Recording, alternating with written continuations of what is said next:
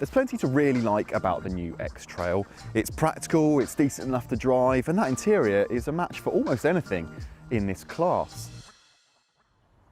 Despite launching long before the original Qashqai, the rougher, more rugged X-Trail has long lived in its sibling's shadow. The Qashqai has just proved more plausible, more practical for more people. It was the UK's best-selling car, bar none, in 2022.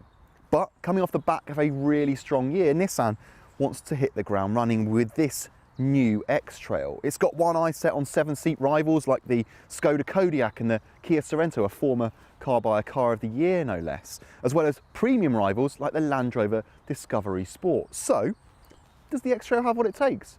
Well, if you subscribe and sit with me for the next few minutes, I'll tell you everything that you need to know. Visually, the new X-Trail gets plenty of Qashqai styling cues, similar front end design, V-shaped grille and body cladding. It's got a boxier side profile, but the clever contrast paint on top spec cars gives the illusion of a lower, sloping roofline. The back end gets its own identity, though again, the lights and silver scuff plates give the X-Trail some family resemblance. In here, the X-Trail is not only a good chunk more plush than the Qashqai, it's also much nicer than what came before, or at least it is if you step up through the trim structure. There are 5 specs to choose from, but you'll need to step up to at least the third of those, the N connector, if you want this lovely 12.3-inch display. And I can't believe I'm saying this, the base car doesn't even get a touchscreen. You get a kind of dot matrix old-fashioned radio in 2023. And for that reason alone, we would step up to the mid-grade car. This screen, it's lovely and responsive, which is not something we would have said of old Nissan systems. It's got all the bits and bobs that you want in there, including wireless Apple CarPlay and Android Auto. That mid-spec N connector also brings you these lovely 12.3-inch digital dials. The graphics and the fonts are a bit old-fashioned. It looks like they're using Nissan fonts from, well, the original Leaf over a decade ago, but all the information's there. You've got everything nice and easy to read. And again, if you step up one more to the Techno, you get a full colour 10.8-inch head-up display. Honestly though, it's the N connector that we would recommend, as it just represents a really nice balance of kit versus value. Quality overall is pretty good. It's much nicer than the Qashqai and a big step up over what went before. There are a few suspect bits of trim along here, and we're not too sure about this naff looking fake wood on the dashboard, but just in general, it isn't too bad in here. And you've got lovely big climate controls there to adjust the temperature and the fan speed. All really nice, all really easy to use. In terms of storage, you've got a big bin under here. That's useful for loads of odds and ends. You can store your mobile phone down there. The glove box isn't too big, and actually neither are the door bins. We're not going to run through all the specs on here. As always, those can be found at carbuyer.co.uk. Just use the drop-down menus on the homepage to search for Nissan X-Trail. But as discussed, we do think it's worth stepping up to at least the mid-range N connector. This brings you that large infotainment screen and digital dials, plus smartphone connectivity, connected services, and Nissan's fantastic around view monitor. That's on top of things like LED headlights, climate control, and 18-inch alloys. Top spec Techno Plus cars get diamond cut alloy wheels, quilted leather, and a 10-speaker Bose stereo. But here's the thing, as much as all of that is really nice, practicality is king in this area of the market. And well, on first impressions, the X-Trail does very well in this regard. It's available with either 5 or 7 seats, the latter commanding a premium of roughly £1,000, depending on which trim you go for. The further up the trim structure you go, the more it costs, but give or take £1,000. Now, the 7-seat version, you do get 2 chairs in the back, but those are only really suitable for kids. Unfortunately, we can't show you that today. But in terms of space in the middle row, in the second row, in the 5-seat version, there is loads of knee room, and headroom is decent as well. These seats slide. There's loads of play in those as well, so you can have them all the way forward or all the way back. But of course, if you have them all the way forward, then there is a big drop in the boot floor, so not actually as practical as it sounds.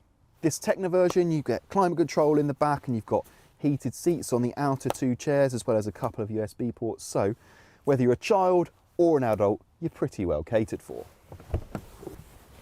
And on to boot space.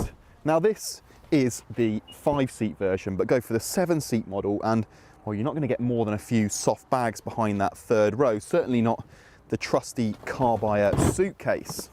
Fold those seats down in the 7-seat version and you've actually only got 485 litres, which, given how big and boxy this car is, that's not particularly impressive. 5-seat versions, as we've got here, do increase that volume by 100 litres, but even still, not close to something like a Skoda Kodiaq or a Kia Sorento.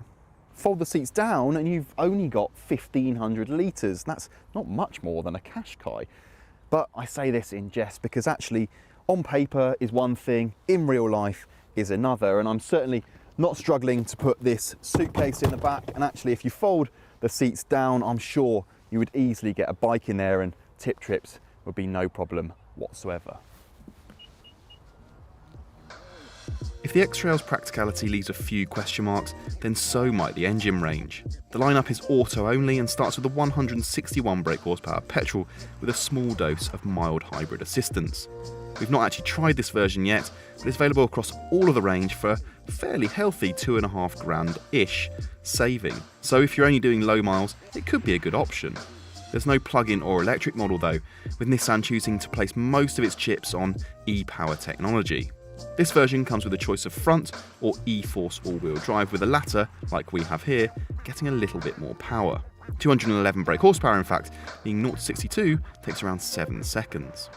The X-Trail feels swift rather than, well, sensationally quick, but power delivery is linear, traction is good, certainly in our all-wheel drive car. The steering is not brimming with feel, but overall the handling balance is, well, it's quite neutral. But that's not necessarily a bad thing. It'll never surprise you, good, bad or indifferent. It's quite a pleasant car to drive actually. The ride certainly leans more towards comfort than sportiness, and the result is a little bit of body lean during faster changes of direction, but it's not a deal breaker. It stays comfortable on all but the very worst road surfaces, and it certainly keeps pace with something like a Hyundai Santa Fe in that regard. The way the e-power system works is that the engine never actually powers the wheels, so you don't get that awkward juggling of the two power sources. I guess the benefit of that is you kind of experience a sort of EV light driving experience, so you get the benefits of electric running, or some of the benefits of the electric running, but with a combustion engine to fall back on. And yet, if you're hoping for half-price hybrid running costs, well, you've got another thing coming. Nissan only claims 44 mpg for the 7-seat version, a little bit more if you go for the 5-seater car, and we're seeing more like 36 mpg in normal driving. As mentioned, with no plug-in model, the scope for slashing costs is limited, and as it stands, there really isn't an X-Trail designed for company car drivers or fleet buyers. One thing we do quite like, and that is quite unusual in a hybrid, is the X-Trail's Leaf-inspired e-pedal system. It's a regenerative braking system that you would quite often find in electric cars that recaptures energy that would otherwise be lost when you're slowing down or coasting. It actually works really nicely and brings the car down to pretty much crawling pace, which means you only really need to use the brake pedal when you want to come to a complete stop. It's so slick, and well, it's obvious that Nissan has been perfecting this tech for over a decade. Go on then, let's have some deal makers and deal breakers. The X-Trail isn't a sports car, but the e-power hybrid tech seems pretty well resolved, even if it isn't the most economical car of its kind.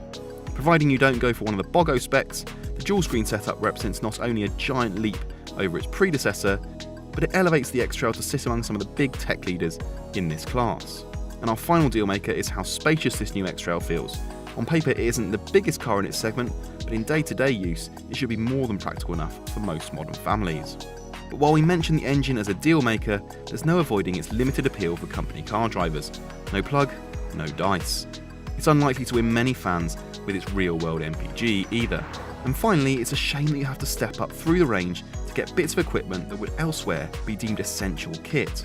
A touchscreen should be a given in this day and age. There's plenty to really like about the new X-Trail. It's practical, it's decent enough to drive, and that interior is a match for almost anything in this class. And some might say actually that its boxier, kind of more rough and ready styling gives it more presence than the cuter, more compact Qashqai. But there's no avoiding the fact that, well, if you climb the trim structure, it really is quite expensive. This one is £46,000, and I know not everyone wants an EV, but I'm sorry, the absence of any true electrification, I mean something with a plug, that is going to limit its current and future mainstream appeal. If you like this video, then why not watch our review of the Kia Sorento or our Family Cars playlist. Thanks for watching.